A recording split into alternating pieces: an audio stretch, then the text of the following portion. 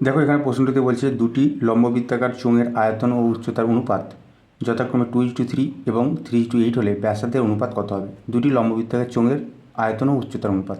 তো দেখো এটা হচ্ছে আয়তন অনুপাত এবং এই যে পরবর্তীটা এটা হচ্ছে উচ্চতার অনুপাত। তো দেখো আমরা জানি যে চোঙের আয়তনের সূত্র হচ্ছে 1/3 ইন্টু পাই আর স্কোয়ার এইচ, ঠিক আছে।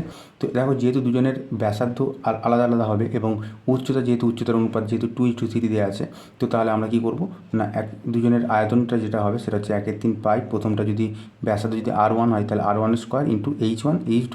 দ্বিতীয়টার হচ্ছে আয়তন হবে 1/3 পাই R2 স্কোয়ার ইন্টু H2, ঠিক আছে। এবং এই আয়তন অনুপাতটাই দেওয়া আছে 2:3, ঠিক আছে, 2:3। তো এটা আমরা যদি ক্যালকুলেশন করি দেখো 1/3 পাই দুই জায়গাতে কেটে যাচ্ছে, তাহলে আমরা পাচ্ছি R1 square H1 by R2 square H2 সমান হচ্ছে 2/3, ঠিক আছে। এবং এই H1 বাই H2 এই যে অনুপাতটা এইটা দেওয়া আছে কত 3:8 মানে হচ্ছে 3/8, ঠিক আছে। তাহলে আমরা এখানে এই জিনিসটা লিখতে পারি R1 square by R2 square into আমরা লিখতে পারি 3/8 সমান আমরা পেতে পারি 2/3, ঠিক আছে। তো আমরা এখান থেকে কত পাচ্ছি দেখো R1 square by R2 square সমান আমরা পাচ্ছি 8×2 = 16/9।